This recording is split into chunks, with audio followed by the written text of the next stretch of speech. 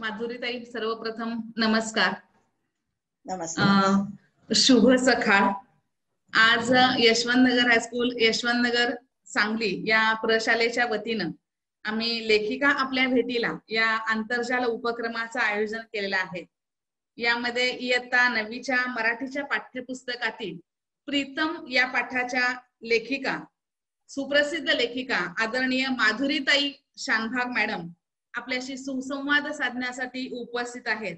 प्रथमतः मी सौ वैशाली आडमुठे, संग्राम शिक्षण प्रसारक मंडळ, यशवंतनगर हायस्कूल, यशवंतनगरच्या वतीनं मॅडमचं मी मनपूर्वक स्वागत करते. प्रथमतः खरं तर मुलांना पाठ्यपुस्तकातील पाठ शिकत असताना किंवा त्याचा अनुभव घेत असताना लेखक किंवा लेखिका यांचं नाव वाचणं आणि प्रत्यक्ष त्यांना पाहणं, आंतरजालाच्या माध्यमातून का होईना त्यांना भेटणं किंवा त्यांच्याशी सुसंवाद साधणं, हे खरं तर विद्यार्थ्यांच्या दृष्टीने एक आनंददायी पर्वणीच आहे. कारण आम्हाला शिक्षकांना ते रोज बघत असतात, पण लेखिका किंवा लेखकांना भेटणं हे त्यांच्या दृष्टीने खरं तर आनंदाचा हा योगायोगच असं म्हणावं लागेल. आणि असा हा सुंदर योग आजच्या ह्या दिनी जुळून आलेला आहे.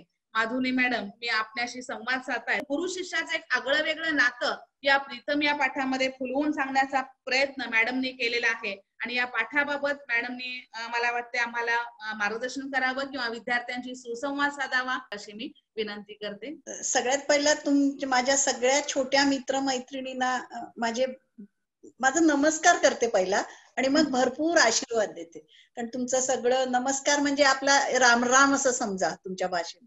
जस्ट आपण ज्याला हॅलो म्हणतो ना ते. आणि नंतर मात्र मला तुम्हाला खूप खूप आशीर्वाद द्यायची इच्छा आहे. त्याचं कारण असं आहे की आता याच्या पुढे तुमचं खरं आयुष्य सुरू होणार 10वी नंतर, आणि मग 12वी, आणि मग तुम्ही कुठले कुठले व्यवसाय पत्कराल आणि काही ना काहीतरी करत राहाल. तर माझा आजच्या भाषणाचा फोकस शिक्षकांपेक्षा विद्यार्थ्यांवर असणार आहे, हे मी अगदी आवर्जून सांगते आणि सुरू करते. सर्वप्रथम प्रीतम या पाठ तुम्हाला सगळ्यांना आवडतो असं माझ्या कानावर आलं. त्याचं कारण अनेक असेल, पण थोडंफार कर्तृत्व माझं त्याची लेखन शैली. कारण ही कथा घटना अतिशय साधी आहे, बरोबर आहे. एक मुलगा आहे, तो खूप निग्लेक्टेड आहे घरामध्ये, त्याला फारसं हे नाही, त्याची भाषा वेगळी आहे. त्यामुळे मित्रमैत्रिणी सुद्धा, तुम्हाला आता माहिती आहे, तुमचा एक स्वतःचा शाळेमध्ये गट असतो आणि त्या गटाच्या बाहेरच्या विद्यार्थ्यांना तुम्ही पटकन आत घेत नाही, किंवा आतले विद्यार्थी सुद्धा आपल्या गटाशी खूप लॉयल असतात. म्हणजे समजा एखाद्याने काहीतरी गुन्हा केला आणि मग टीचरनी विचारलं तर सरळ मला माहित नाही म्हणून सांगतात. ते बरोबरच आहे, कारण फ्रेंड्स ह्यांची एकमेकांची पाठराखण करायला पाहिजे. पण ही कुठपर्यंत करायला पाहिजे? जोपर्यंत तो गुन्हा अतिशय महत्वाचा नसतो आणि त्यामुळे त्याच्या व्यक्तिमत्वावर कायमचा परिणाम होणार नसतो. छोट्या छोट्या चिडवण्यावरनं वगैरे हे जे गुन्हे आहेत ते एकमेकांना नेहमीच सांभाळून घ्यायला पाहिजे. कारण त्याच्यामुळे मित्र आणि मैत्री या अतिशय सुंदर भावना, जी आयुष्यभर तुम्हाला उपयोगी पडणार आहे, तिला खतपाणी मिळतं. आणि मैत्री कशी राखावी याचे संस्कार तुम्हाला मिळतात. पण त्याचबरोबर हेही लक्षात मुलांनी ठेवायचं. त्या प्रीतम या पाठातून मला तुम्हाला मुद्दाम सांगायचंय की एखादा मुलगा किंवा एखादी मुलगी अशी असते की तिच्या घरी काहीतरी तिला प्रचंड त्रास असतो आणि ती अबोल असते, पटकन तुम्हाला सांगत नाही. अशा वेळी तिच्याशी थोडं सहानुभूतीने वागायला पाहिजे. मला माहितीये शाळेमध्ये असताना तुम्हाला अभ्यास, गणित, आवडत नसलेले विषय, आवडत असलेले विषय, काही आवडत असलेले शिक्षक, काही अजिबात आवडत नसलेले शिक्षक.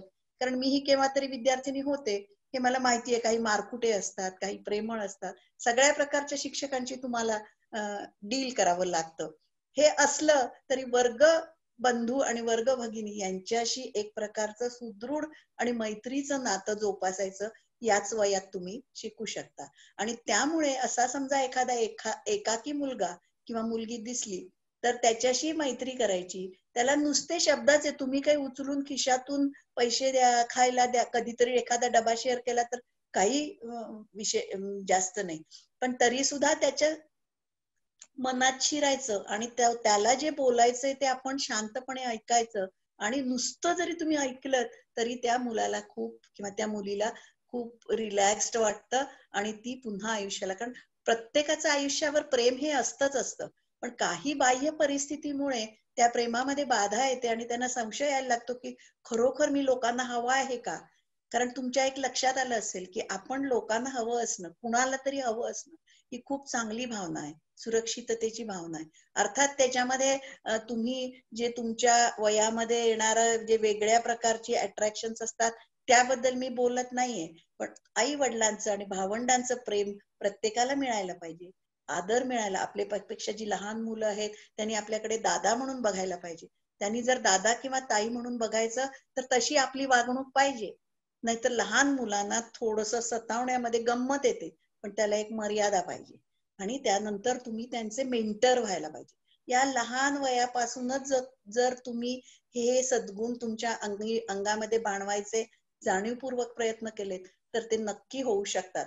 प्रीतम, या पाठातून हे मला हेच सांगायचंय की ती जी मुलं आहेत त्याला त्याची भाषा वेगळी आहे, तो अबोल आहे, त्याच्या घरी खूप त्रास आहे आणि तो त्याबद्दल बोलत नाही. आणि एका क्षणी त्याला वाटतं की आता आपल्या आयुष्याला काही अर्थ नाही, म्हणून तो हळूहळू प्रकृतीनेही खराब होत जातो. अभ्यासातलं त्याचं लक्ष उडतं. तुम्हाला माहितीये अभ्यासातलं लक्ष उडलं तर काय होतं.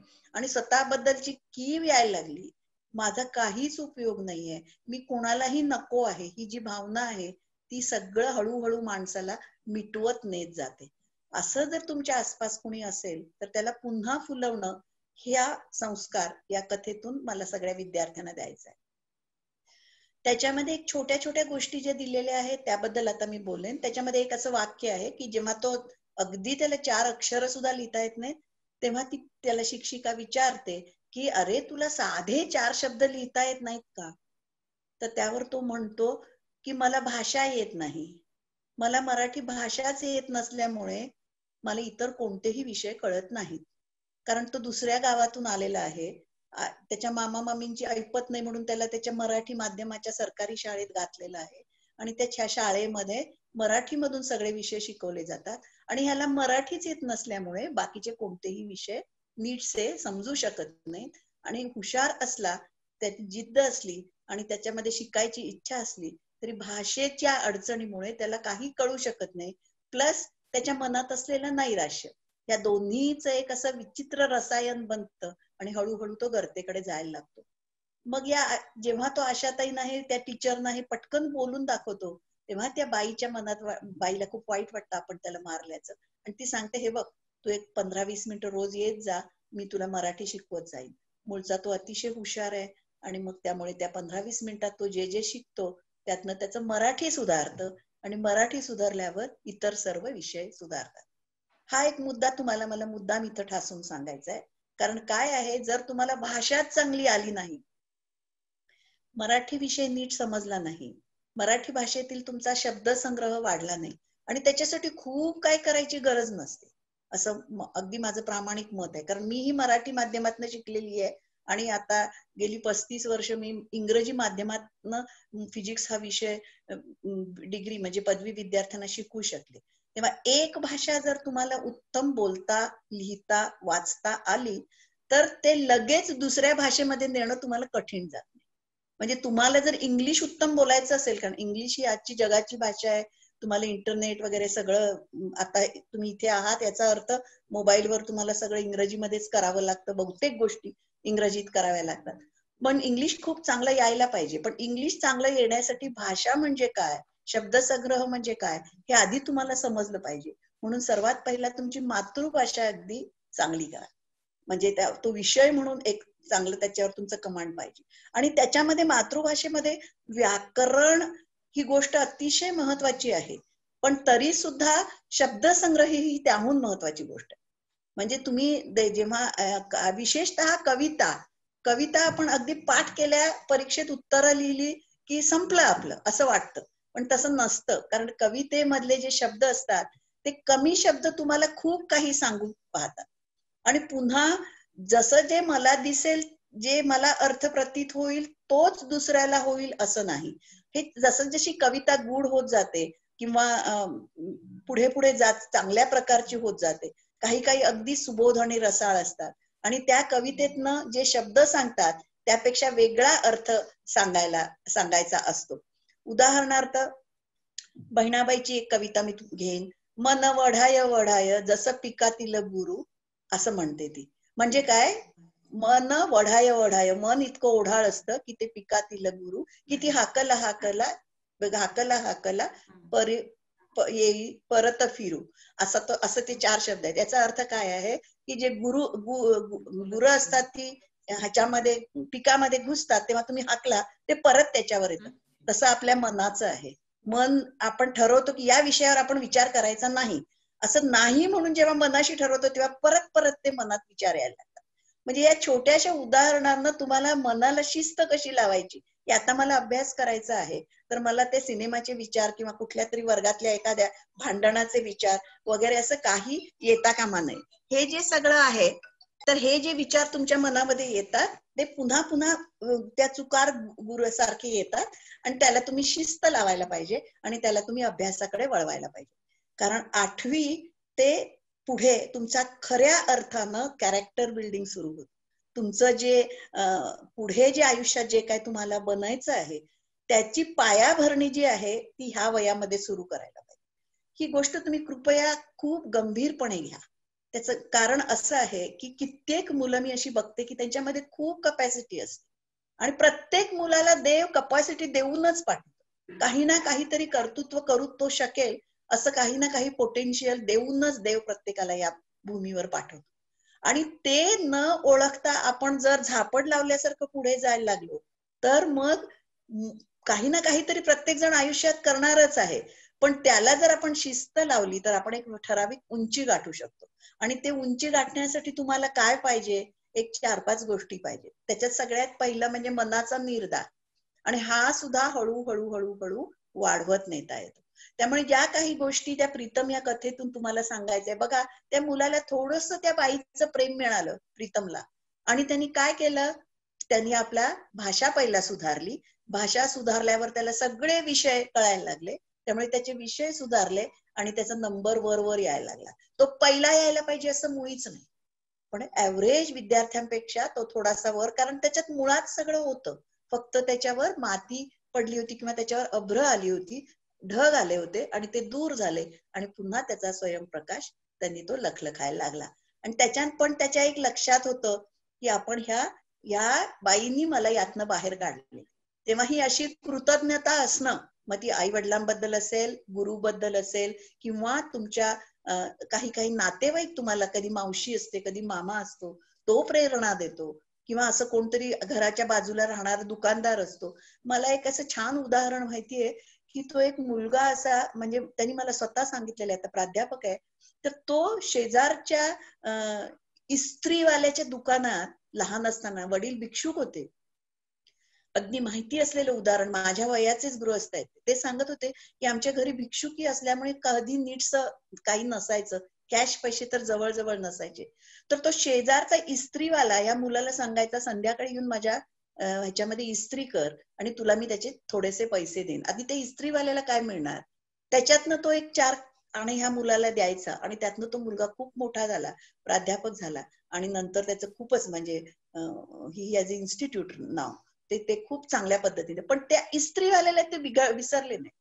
नंतर ते जेव्हा मोठे झाले तेव्हा त्यांनी ते इस्त्रीवाल्याला आपले कपडे, आपल्या आसपासचे कपडे दिले, नवी इस्त्री घेऊन दिली, अगदी प्रसंगाप्रसंगाने ते मदत करत, ही कृतज्ञता. आणि त्याला काय माहिती होतं का हा मुलगा खूप मोठा होणार आहे, त्यांची जात एक नाही, त्यांचं काही एक नव्हतं. पण हे उदाहरण मी तुम्हाला एवढ्यासाठी देते की अशी आसपासची माणसं, छोटी छोटी माणसं आपल्या कृतीप्रमाणे लोकांना मदत करत असतात. ते इस्त्रीवाल्याचा काय महाल नव्हता, पण तरी सुद्धा ह्या मुलाला 2 आणे सुद्धा मिळत नाहीयेत, आणि शाळेची फी भरायला आणि पुस्तकं घ्यायला याच्याकडे पैसे नाहीयेत. परत त्यांनी त्याला फुकट दिले नाही, तू संध्याकाळचा अर्धा तास ये आणि माझ्या याच्यामध्ये इस्त्री कर, आणि छोटे छोटे कपडे इस्त्री करायला काय फार अक्कल लागते असं, 2 दिवसात कोणीही शिकू शकतं. तो मूळचा हुशार असलेला मुलगा शिकला आणि खूप मोठा झाला. आणि त्यामुळे हे असं कोण ना कोणतरी तुम्हाला नक्की मिळू शकतं, तुमचा जर विश्वास असेल तर. तुम्हाला अर्थात तुमच्यासारख्या बहुसंख्य मुलांच्या पाठीमागे तुमचे आई वडील असतातच असतात, पण ज्यांच्या पाठीमागे नसतात, त्यांना थोडासा तुमचा भावनिक आधार देणं, कधी कधी एखाद्या डब्यातला तुकडा देणं, एखादा मुलगा उपाशी असेल, ह्या गोष्टी तुम्ही अगदी जरूर कराव्या. त्यातनं तुमचं अभिसरण वाढतं, समाजाशी कसं वागावं हे कळतं. ज्या मुलांकडे काही नाही आहे त्यांना आपण थोडीशी मदत करावी, ही वृत्ती तुमची वाढीला लागली तर ती आयुष्यभर तुम्हाला खूप आनंद आणि समाधान देईल. हे माझे शब्द तुम्ही लक्षात ठेवा. केव्हा ना केव्हा तरी मोठ्या व्हाल तेव्हा तुम्हाला हे सगळं आठवेल. तो हाही एक संस्कार प्रीतम मधनं मला तुम्हाला द्यायचा आहे. अर्थात ह्या मुलाचं त्या टीचरशी, त्या शिक्षिकेशी तो आईचं नातं जोडतो. आणि कारण तिलाही थोडासा पोरकेपणाचा एक असा मी उल्लेख केलेला आहे. तर त्याप्रमाणे त्या दोघांमध्ये एक छान नातं तयार होतं आणि दोघंही ते नातं जपतात. आणि ते जपून काय तुम्ही 24 तास एकत्र राहायला पाहिजे सख्या आईसारखं असं मुळीच नाही. त्याच्या मनामध्ये आहे की माझी एक अशी मातृतुल्य स्त्री या जगामध्ये आहे आणि तिच्याही मनामध्ये आहे हा माझा विद्यार्थी आहे, पण याचं माझ्यावर विशेष प्रेम आहे आणि माझंही त्याच्यावर विशेष बंध त्याच्याशी जुळलेला आहे.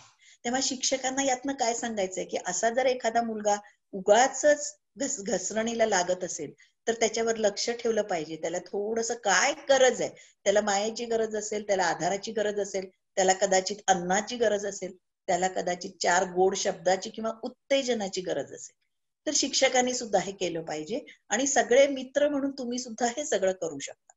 तर हा एक संस्कार मला प्रीतम यातून तुम्हाला द्यायचा आहे. त्याच्यानंतर प्रीतम ही कथा मी जी लिहिली त्याची मूळ घटना अतिशय मला अनेक जण विचारतात, तुमच्यापैकी सुद्धा आता विचारतील, बाई ही घटना खरंच घडलेली आहे का? मी एक माझा अनुभव सांगते. एक मलतवाड म्हणून गाव आहे बेळगाव पासून 25-30 मैलावर. तिकडचे ते एक सर आहेत कर्णिक म्हणून. ते मला एकदा त्यांच्या शाळेमध्ये घेऊन गेले आणि मला म्हणाले की बाई आमच्या मुलांशी बोला. तर त्यातल्या एका मुलीने मला विचारलं की बाई तुम्ही त्या बांगड्या आणल्यात का तुमच्यासोबत? म्हणजे त्या सगळ्या मुलांना वाटत होतं, 3-4 शाळाची 9वीच्या वर्गातली मुलं होती की मीच ती टीचर आहे, कारण मी शिक्षिका आहे. त्यामुळे त्यांना सगळ्यांना वाटलं की माझ्याच आयुष्यात आणि तो प्रीतम कुठे आहे. इतकंच नव्हे तर कुठल्या तरी एका ग्रुपनी प्रीतम लुथरा हे नाव इंटरनेटवर घातलं आणि त्यांना खरंच एक कॅप्टन कोणतरी मिलिटरी मधला माणूस मिळाला की जो प्रीतम लुथरा असून आज कर्नल आहे.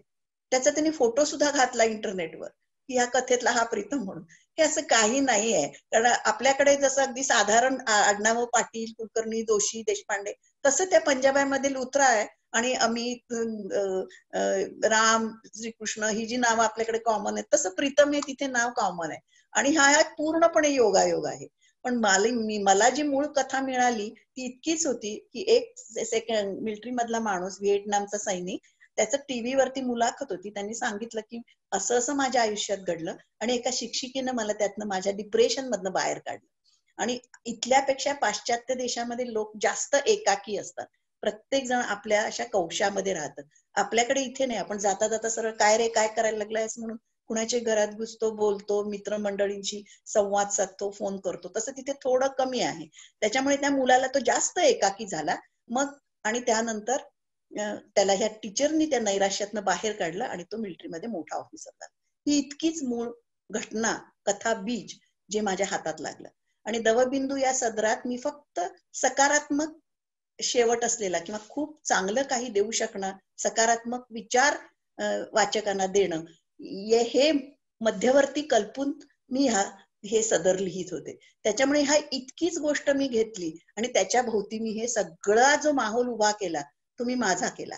कारण त्याच्यामध्ये हे मी तुम्हाला कशाला सांगते आहे की आता मी माझ्या मुख्य विषयाकडे येते की ही जी एक छोटासा बिंदू मिळाला तर त्याच्या भोवती कसं काय आपण गुंफायचं की जे वाचकांना अतिशय प्रिय होईल, आवडेल आणि त्यातनं त्यांना काहीतरी शिकता येईल. हे तुम्ही कसं करू शकता? तर त्याच्यासाठी मी आता त्याच्याकडे येते की तुमच्यामध्ये थोडीशी लेखन शैली थोडी हळूहळू डेव्हलप विकास करू शकता तुम्ही तुमच्यामध्ये असलेल्या लेखन शैलीचा. त्यामुळे कुठलीही घटना असेल छोटीशी ती रोचक करून कशी सांगायची किंवा ती रोचक करून कशी लिहायची म्हणजे ती वाचल्याबरोबर इतरांना त्यातून बोध मिळेल.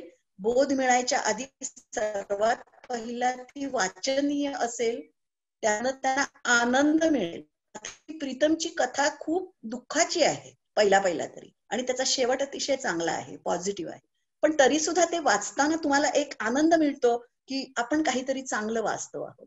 हा जो फील तुमच्या मनामध्ये येतो तो तुम्हाला लेखकांनी द्यायचा असतो. आपण जे वाचतो आहोत ते चांगलं आहे. इथे हा सृजनशीलतेचा प्रश्न येतो. आणि तुम्हाला मी अगदी मनापासून सांगते, ही जी सृजनशीलता, लेखक, प्रतिभा वगैरे अशा मोठे मोठे शब्द जेव्हा तुम्ही ऐकता तेव्हा त्याच्यामध्ये मूळ थोडंफार लागतं हे कबूल करते मी की मुळामध्ये तुमच्यामध्ये ती सृजनशीलता, क्रिएटिव्हिटी असायला पाहिजे. ती सर्वांच्या मध्ये असतेच असं नाही, पण थोड्या आणि कमी जास्त प्रमाणात ती प्रत्येकामध्ये असते. तुम्ही आता आठवून बघा, आईने तुम्हाला एक काम करायला सांगितलं काहीतरी, तर ते काम कमीत कमी वेळात जास्तीत जास्त उत्तम कसं व्हावं याबद्दल तुम्ही विचार करता की काहीही असू दे. तिने समजा काय पाणी आणायला सांगितलं, तर ते एका 2 घागरी आणू शकतो का? किंवा एखाद्या त्या हातगाडीवर सारखा एक छोटी कामचे लावून त्याला टायर लावून त्याच्यावर 4 बालड्या ठेवून ओढून आणू शकतो का? असा विचार तुम्ही जो करता की नाही, ही सुद्धा एक प्रकारची क्रिएटिव्हिटी आहे. किंवा पोळ्या करायला सांगितल्या आईने इथे आहेत त्या मुलीला, आधी आपण भराभरा सगळ्या गोळ्या करून घेतल्या, थोड्या त्या घड्या करून घेतल्या आणि नंतर भराभरा लाटत भाजत गेलं तर ते पाचट. त्याच्यापेक्षा एक गोळी घे, मग तो तवा घालू कर, म्हणजे गॅस फुकट गेला, वेळ फुकट गेला, पोळी वेडी वाकडी झाली, असं आपण करत नाही. हळूहळू आपण त्याच्यातनं शॉर्टकट्स ज्याला म्हणतो. पण हे शॉर्टकट्स म्हणजे मी असं म्हणत नाही की तुम्ही पूर्णपणे ते म्हणजे कसे बसे तरी वेडवाकडं करा म्हणजे पुढच्या वेळी आई काम सांगणारच नाही, असं म्हणत नाही मी. हे पण शॉर्टकट्स असतात. काही काही मुलं अतिशय हुशार असतात. आईनी सांगितलेलं काम किंवा वडिलांनी सांगितलं काम इतकं बिघडवून ठेवायचं की ते परत कधी सांगणार नाही. असं न करता जी मुलं त्यातनं ते उत्तम कसं करायचं त्याच्यासाठी स्वतःचे विचार वापरून ते चांगलं करतात. आणि ती जी प्रोसेस आहे, इथून क्रिएटिव्हिटी मुलामध्ये आहे हे आपल्याला कळू शकतं. साधं चित्र काढायचं आहे, बाईंनी सांगितलं की सूर्योदयाचं चित्र काढा किंवा पक्षी उडतायत असं चित्र काढा किंवा काय, मग ह्या 10 मुलांनी काढलेली चित्र वेगळी का होतात? एकसारखी काय येत नाहीत? एक डोंगर काढायचा, सूर्य काढायचा, त्याच्यात फुलं काढायची, हे सगळेजण पहिला करतात. पण नंतर प्रत्येक जण त्यात आपले रंग भरतात. कुणीतरी एक असा थवा काढतं आणि एकच पक्षी बाजूला काढतं. कुणीतरी ते अगदी मिलिटरीच्या लाईनीसारखे आहेत तशी ते पक्षी काढतात. कुणीतरी पक्षी एकच काढेल आणि तो एवढा मोठा काढेल आणि त्याची सगळी डिटेल्स तपशील अतिशय चांगल्या पद्धतीनं भरेल. कुणीतरी रंग वापरेल ते वेगळे वेगळे वापरेल. कुणी कावळा काढेल, कुणी चिमडी काढेल, कुणी पोपट काढेल, कुणी कबूतर.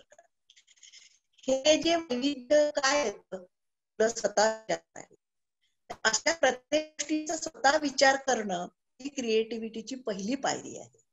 आणि यातून तुम्हाला आपला स्वतःचा विचार आहे आणि तो विचार मी स्वतःच्या पद्धतीनं करून तो विकसित करू शकतो, तो इतरांपेक्षा वेगळा असू शकतो, या गोष्टीची जाणीव तुम्हाला होते. आणि त्याचा अर्थ तुमच्यामध्ये ती थोडासा तो निर्मितीच्या मतेचा बिंदू आहे, काहीतरी नवं तुम्ही करू शकाल. आता हे जे आहे ते किती ताकदीचं आहे त्याप्रमाणे तुम्ही नवनिर्माण जास्त मोठं किंवा कमी करू शकाल. हा जो प्रकार आहे, त्यामुळे ती प्रीतमची साधीशी गोष्ट मी ती एवढी चांगली करू शकले याचं कारण मी याचा थोडासा अभ्यास केलेला आहे. दुसरी गोष्ट म्हणजे तुम्हाला जर वाटत असेल की हे सगळं दैवी आहे, तर त्याच्यातला थोडासा भाग देवाने दिलेला असतो. बाकीचं सगळं आहे त्याला मी म्हटलेलं नाहीये. पिकासो, तुम्ही नाव ऐकलं असेल, हा जगातला एक खूप मोठा चित्रकार आहे. पिकासोचे हे शब्द आहेत की एनी पीस ऑफ आर्ट, तुम्हाला सोपं इंग्लिश आहे, any piece of art is 10% inspiration and 90% perspiration. याचा अर्थ काय की कोणतीही मोठी कलाकृती असते, कुठल्याही कलाकाराने केलेली कोणतीही मोठी कलाकृती असते, मग ते चित्र असेल, मग ते शिल्प असेल, मग ते पेंटिंग असेल, मग ती कादंबरी असेल, त्याच्यामध्ये फक्त 10% त्याचं इन्स्पिरेशन असतं. तो एक प्रीतम आणि त्याची टीचर हे फक्त इन्स्पिरेशन आहे. आणि बाकीचं जे सगळा माहोल मी उभा केलाय त्याच्यामध्ये मी मराठी भाषेचं महत्व तुम्हाला सांगितलंय, त्याच्यामध्ये मी तुम्ही इतरांशी कसं वागावं हे सांगितलंय, त्याच्यामध्ये मी तुम्ही लोकांची कृतज्ञ राहावं, जी लोक तुम्हाला मदत करतात, जी लोक तुमच्या आयुष्याला आकार देतात, त्यांच्याशी तुम्ही जर कृतज्ञ राहिलात तर तुमच्या आयुष्यात नेहमी चांगल्या गोष्टी घडत राहतात आणि तुम्हाला इतरांनाही तसंच मदत करायची प्रेरणा मिळते. हे जे सगळ्या गोष्टी त्याच्यामध्ये आलेल्या आहेत हे सगळं माझं आहे. हे सगळं परस्पिरेशन आहे. इन्स्पिरेशन 10% फक्त प्रीतम आणि त्याच्या शिक्षिकेची गोष्ट, हे इतकंच आहे. तर ह्या ज्या गोष्टी आहेत त्या थोड्याशा अभ्यासानं सुद्धा माणसाला येऊ शकतात. आणि त्याच्यासाठी अभ्यास कसा करायचा क्रिएटिव्हिटीचा हे मी तुम्हाला सांगणार आहे. हे जे आहे त्याच्यासाठी सर्वात पहिलं काय केलं पाहिजे तर वाचन केलं पाहिजे. कारण इतर लोक कसे लिहितात हे जर तुम्हाला समजलं तर हळूहळू ते तुम्हाला एक प्रकारचं शिक्षण असतं. त्यामुळे तुम्ही या सर्व मुलांनी आत्ता एक निश्चय करायचा आहे की मी महिन्यातनं एक तरी पुस्तक वाचेन. सध्या तरी तुम्ही सगळे घरीच आहात, वेळ जात नाही, आणि आता तुम्ही सांगली सारख्या शहरात आहात, इतकी सुंदर वाचनालय आहेत, तुमच्या शाळेत वाचनालय असेल, आणि मग हे वाचनामध्ये काय वाटेल ते भरताड वाचायचं नाही. तर ती शिक्षकांना विचारा तुमच्या, किंवा निवडक पुस्तकं कुणालाही सांगितलं, कुठल्याही जाणकार माणसाला विचारलं, अगदी त्या लायब्ररियनला जरी विचारलं तरी तो तुम्हाला सांगू शकेल. सगळ्यात पहिला या वयात मी सांगेन की तुम्हाला जरा आवड असते ते ऍडव्हेंचरस काहीतरी वाचायची, म्हणजे टॉम सायर वगैरे मधनं तुम्ही बाहेर पडला असणार, आणि मग म्हणजे मराठीमध्ये गोट्याची वगैरे एक कथा आहे त्याच्यातनं बाहेर पडला असणार, आणि थोडस रहस्यमय वगैरे वाचायला आवडतं या वयामध्ये.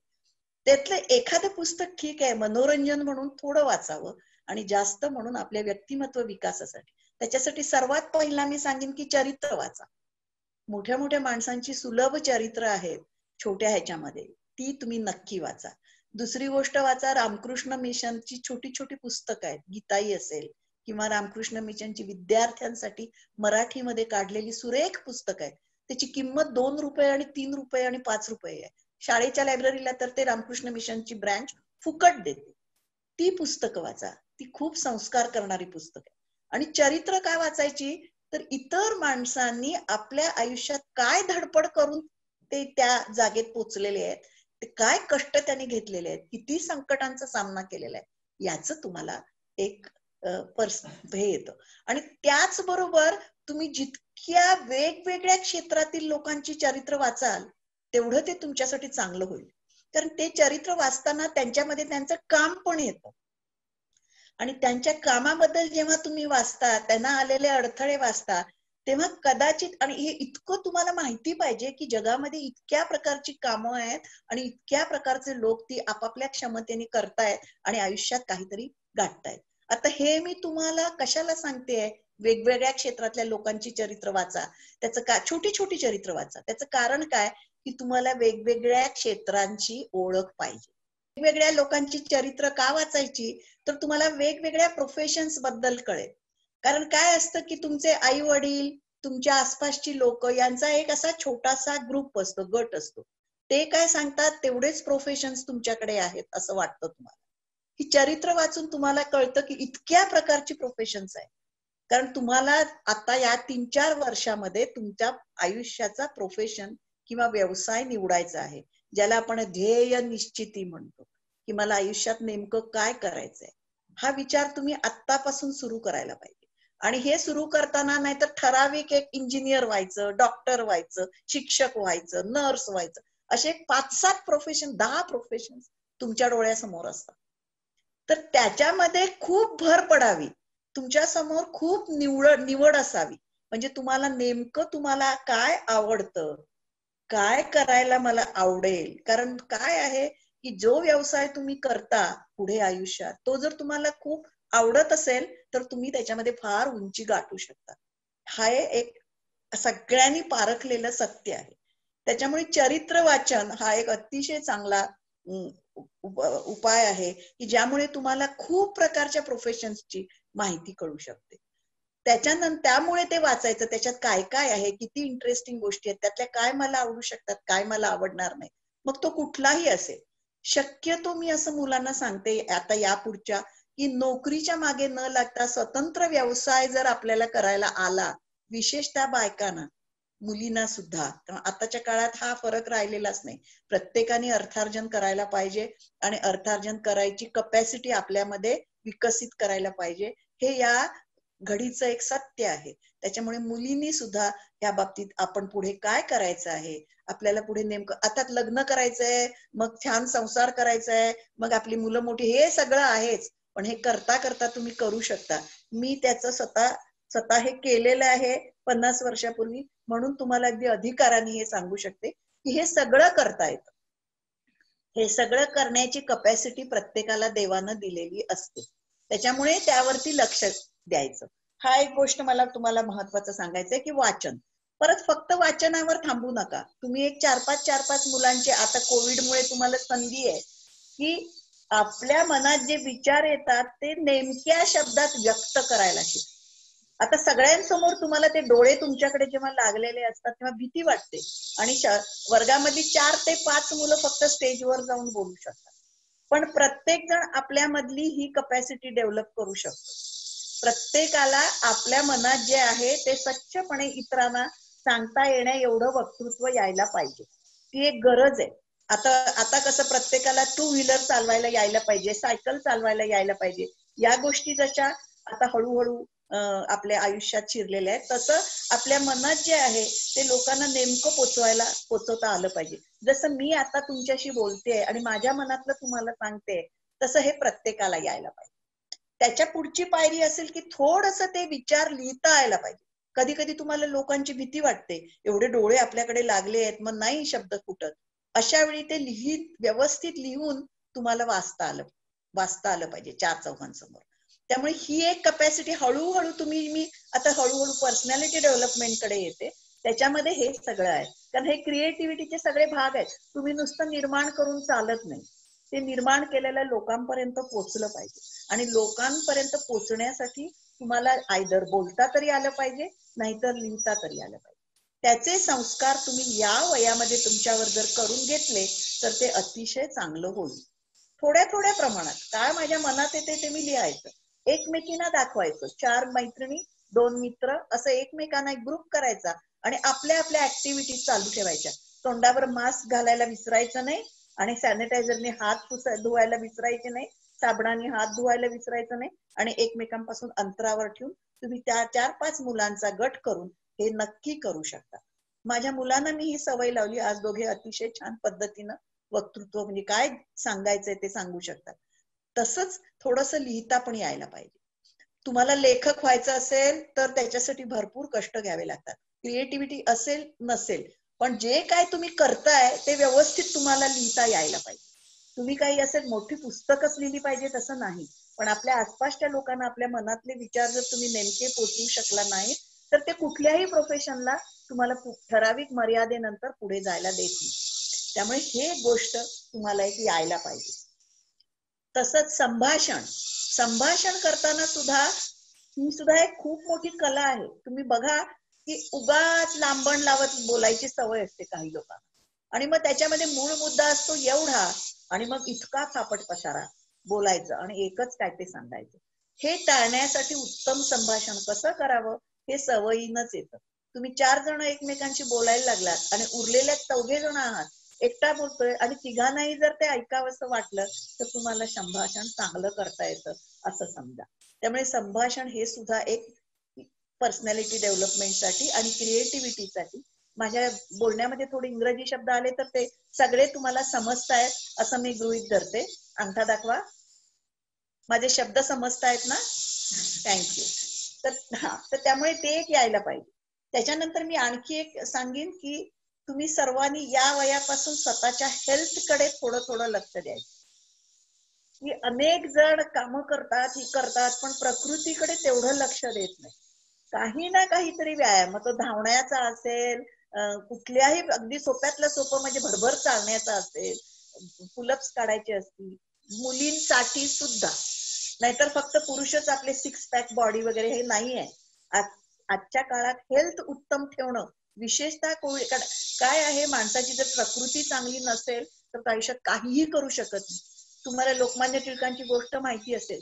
त्यांच्या जेव्हा लक्षात आलं की आपण सारखे आजारी पडतोय, त्यांनी 1 वर्ष शिक्षण थांबवलं आणि फक्त व्यायाम केला. तुम्ही लोकमान्यांचं चरित्र वाचून बघा. फक्त व्यायाम करून प्रकृती कमावली. मला जर देशाची सेवा करायची आहे तर मला खूप माझी प्रकृती चांगली ठेवली पाहिजे. मला वेडवाकडं खाऊन चालणार नाही. देशाला स्वातंत्र्य मिळवायचं, लोकांना जर मी एकत्र आणायचं तर माझी हेल्थ चांगली पाहिजे. 1 वर्ष ते घरी राहून त्यांनी फक्त व्यायाम केला आणि त्या प्रकृतीने त्यांना पुढे अगदी त्यांच्या शेवटच्या क्षणापर्यंत साथ दिली. दुसरं कशाला, आजचे आपले पंतप्रधान बघा, त्यांचं योग म्हणा, त्यांचं चालणं म्हणा, तुम्ही बघता की ते रोज ध्यान करतात. त्या थोड्या वरच्या गोष्टी झाल्या, पण तरी सुद्धा आपली प्रकृती चांगली ठेवणं अतिशय कमी, आणि मित खाणं, हवं तेच खाणं, चांगलं तेच खाणं, थोडंच खाणं, ह्या छोट्या छोट्या गोष्टी झाल्या. पण आपली प्रकृती चांगली ठेवणं, मूळ मुद्दा माझा सांगायचा हाच आहे की आपल्या प्रकृतीकडे सुद्धा तुम्ही अतिशय चांगल्या पद्धतीने लक्ष द्यायला पाहिजे आणि इतरांना मदत करायची वृत्ती जी प्रीतम या पाठातून तुमच्यापर्यंत मी पोचवायचा प्रयत्न केलाय ती आत्तापासूनच थोडक्यात असे नका तुमच्या कपॅसिटीमध्ये जे असेल ते, पण इतरांना मदत करायची. स्पर्धा ही पाहिजेच, पण जर एकमेकांना मदत करत स्पर्धा केली तर तुमच्या लक्षात येईल की आपण सर्वच जण 4 पावलं अधिक पुढे गेलेलो आहोत. आता मला वाटतंय की मला दिलेल्या म्हणजे त्यांनी सांगितलं तर 40 ते 50 मिनिटं बोला, तेवढं मी बोललेली आहे. तुम्हाला या संदर्भात कोणतेही, वैशाली ताई तुम्ही दिसत नाही आहात. आहे. तर आता प्रश्नोत्तराला सुरू करू का? कारण मी काही असे मुद्दे काढले होते ज्या मुलांना सांग. आता या कुठल्याही तुम्ही प्रीतमच्या पाठाबद्दलच विचारले पाहिजेत असं नाही. जो काय माझा अनुभव आहे आणि जो काय मी आज या जागी पोहोचलेली आहे त्याच्यामधला आणखी एकच शेवटचा राहिला, टाइम मॅनेजमेंट. म्हणजे वेळ हा एक देवानी आपल्याला दिलेला अत्यंत मूल्यवान अशी एंटिटी आहे. हे तुम्ही लक्षात ठेवलं पाहिजे. नाहीतर अनेक जणांना मला बोर झालं, आता मी काय करू, अशी सारखी आईवडिलांकडे तक्रार करायची सवय असते आणि मग ते मोबाईल घेऊन मी मोबाईल घेऊन बसू नका, त्याच्यावरचं बघू नका असं मुळीच म्हणत नाही, पण प्रत्येकाला एक मर्यादा ठेवायची. याच्यासाठी काय करायचं? अगदी सोप्यातलं सोपं मी नेहमी सांगते. सकाळी उठल्यापासून रात्री झोपेपर्यंत आपण काय काय करतो याचा फक्त 1 आठवड्याचा चार्ट करा. म्हणजे सोमवार मी सकाळी 7ला उठलो, 7 ते 8 काय केलं, 7 ते 9 काय केलं, 9 ते 11 काय केलं, 11 ते 1 काय केलं, रात्री 9ला झोपला. सकाळी 8-7 वाजल्यापासून रात्री 9 म्हणजे जागेपणीचे 12 किंवा 13 किंवा 14 जे काय तास आहे ते मी काय काय केलं हे 1 आठवडा लिहून बघा. आणि मग ते तुमच्या समोर तो कागद घेऊन बसा, तक्ता. मग तुमच्या लक्षात येईल की तुम्ही काय काय केलंय. ठीक आहे? मग त्याच्यात तुम्ही किती वेळ फुकट घालवलाय हेही तुमच्या लक्षात येईल. त्यामुळे टाइम मॅनेजमेंट, आज गेलेला क्षण परत कधीही येत नाही. ह्याचं मी नेहमी मुलांना उदाहरण म्हणून सांगते की समजा तुमच्या बँकेमध्ये कुणीतरी 1440 रुपये, 1440 मिनिटं, 24 गुणिले 60, 24 तास आणि त्याला गुणिले 60 मिनिटं एका तासाची, एवढी मिनिटं ऍड केली आहेत बँक अकाउंट मध्ये तुमच्या. टाइम बँक नावाची देवाने तुम्हाला एक बँक दिलेली आहे आणि दररोज तो एवढे पैसे तुमच्यामध्ये घालतो. तर ते तुम्ही कसे खर्च कराल? व्यवस्थित कराल की नाही? उगीच आपलं टीव्ही बघ, मोबाईलवर घेऊन 1 तास 60 मिनिटं फुकट घालवली, त्यातनं काही तुम्हाला मिळालं का? नाही. एंटरटेनमेंट, स्ट्रेस रिलीफ म्हणून बघायला ठीकच आहे, ते 10 ते 15 मिनिटं. परत 2 तास काहीतरी भरीव करा, परत 10 ते 15 मिनिटं. कारण पाहिजेच, माणसाला रिलॅक्सेशन पाहिजेच असतं, स्ट्रेस रिलीफ पाहिजेच असतो. मग तो तुम्हाला मोबाईलवर मिळण्यापेक्षा मित्रांशी बोलून जास्त मिळतो की नाही बघा. तुम्ही जे काय मधल्या काळात केलंय ते जर मोबाईल बघण्यापेक्षा तुम्ही मैत्रिणीशी फोनवर बोललात, आता किंवा शेजारी जाऊन बोललात, किंवा एक फेरी मारून आलात, देवळात गेलात, सुंदर नदीकाठ असेल, अरे काय कृष्णा नदी वाहते तुमच्या भागातून, कुठूनही बघा, इतकी सुंदर दिसते, इतकी सुंदर दिसते. 5 मिनिटं तिच्या वाहत्या पाण्याकडे बघितलं की माणसाला अशी ऊर्जा यायला पाहिजे शरीरात. इतकी ती तुम्हाला देवानं, निसर्गानं इतकं सुंदर भेट दिलेली आहे त्या भागात. तर त्यामुळे ही टाइम मॅनेजमेंट हा एक अत्यंत महत्वाचा आहे. मगच तुम्ही आयुष्यात काहीतरी भरीव करू शकाल. मग ते काय तुम्ही अगदी पंतप्रधान व्हावं असं म्हणत नाही. जे काही शाळेत शिक्षक असाल, पण विद्यार्थी म्हणतील की शिक्षिका किंवा शिक्षक असावा तर अक्षता गुरव किंवा एकता माळी किंवा सुजित पाटील सारखा असावा. श्रेणिक पाटील मला नावं दिसत आहेत. तुम्हाला टिळकांच्या बाबतीत ही जी मोठ्या माणसांच्या चरित्रात अशा छोट्या छोट्या गोष्टीतून तुम्ही बरंच काही शिकू शकता. टिळकांनी आपल्या मुलाला मंडालेच्या तुरुंगातून पत्र लिहिले, तुला जर चप्पल शिवायची असली तर तोही प्रोफेशन निवड. बघा हा, चप्पल शिवायची असली तर तोही प्रोफेशन निवड, तोही व्यवसाय निवड, पण तू अशी चप्पल शिवावीस की लोकांनी म्हटलं पाहिजे ही चप्पल कोणी शिवली आहे, इतकी सुरेख कशी शिवली आहे. ते जे काही कराल ते उत्तम करायचं, अधिकाधिक उत्तम करायचं. आपण स्वतः विकसित होतो आहे याचा आढावा घेत पुढे जायचं. जे काय करता त्या क्षेत्रामध्ये पुढे जायचं. हे मुलांनो खरं आयुष्य आहे. कलाम अतिशय गरीब होते, पण म्हणजे त्यांना पेपर टाकावा लागला 4-5व्या वर्षापासून. आपल्या मामा बरोबर ते जायचे, स्टेशनवरनं पेपरचे गठ्ठे आणायचे आणि गावात वाटायचे. पण या गोष्टीची त्यांनी अजिबात काहीही लाज वाटून घेतली नाही. म्हणजे इतकी की आपल्या आयुष्यातल्या कोणत्याही त्याबद्दल अभिमानानं ते सांगायचे. त्यांना टाइम्स ऑफ इंडियाची शताब्दी ही पुस्तकात नाहीये, पुस्तकातले तुम्ही वाचणारच आहात. टाइम्स ऑफ इंडियाची जेव्हा 100 वर्षाची सेंटिनरी सेलिब्रेट केली तेव्हा कलाम प्रमुख पाहुणे होते. तेव्हा त्यांनी काय सांगितलं माहितीये का, की मी टाइम्स ऑफ इंडिया वाचायच्या आधी वाटायला शिकलो. त्या स्टेजवरून त्यांनी सांगितलं की समोर ताज हॉटेलमध्ये त्याचा प्रोग्राम झाला, समोर सगळे देशातले VIP बसलेले, आणि त्यावेळी त्यांनी सांगितलं जाहीरपणे, टाइम्स ऑफ इंडिया मला खूप परिचित आहे, कारण मला जेव्हा लिहायला वाचायला येत नव्हता तेव्हा सुद्धा मी टाइम्स ऑफ इंडिया हातात घेतलाय आणि लोकांच्या घरी टाकलाय. त्याचं त्याने काहीही त्यांना वाटलं नाही की या गॅदरिंग मध्ये सांगावं, आणि पुढे अर्थात ते खूप छान बोलले. म्हणजे ही कृतज्ञता. दुसरी आणखी एक गोष्ट की ते जेव्हा त्यांना डॉक्टरेट दिली चेन्नईच्या विद्यापीठाने, मानद डॉक्टरेट, तेव्हा ते स्टेजवर गेले आणि त्याच्या आधी सकाळी ते आपल्या एका शिक्षकांना भेटायला गेले. ते शिक्षक त्या कार्यक्रमाला आले, आपल्या विद्यार्थ्याला मानद PhD मिळते, हा केवढा मोठा सन्मान आहे त्या शिक्षकासाठी. तर ते समोर पहिल्या लाईनीत बसले होते. तेव्हा कलामांनी सांगितलं, कृपया एक खुर्ची स्टेजवरची वाढवा, माझ्या शिक्षकांनी माझ्या शेजारी बसावं अशी माझी इच्छा आहे. हे अग्निपंख केल्याचा हा प्रसंग माझ्या मनात इतका रुतला की मी प्रीतमला, त्या बाईला आपल्या पदवी समारंभाला आणायला लावलं. तुम्हाला लक्षात आलं का हे कनेक्शन, की शिक्षकानं विद्यार्थ्यानं शिक्षकाबद्दल कृतज्ञता दाखावी. हे मी कुठे पहिला वाचलं, अतिशय उत्तम उदाहरण अग्निपंख मध्ये. आणि त्याचा उपयोग कुठे केला की ह्या प्रीतम नी आपल्या शिक्षिकेला आपल्या पदवीदान समारंभाला आई म्हणून बोला. आता असं हे तुम्ही जेव्हा जितकं जास्त वाचत जाल ते कसं ना कसं तरी तुमच्या लेखनामध्ये उमटत जात. म्हणजे लेखनाचा जर तुम्हाला प्रोफेशन म्हणून नव्हे, पण लेखन हे करणं अतिशय आनंदाचं आहे.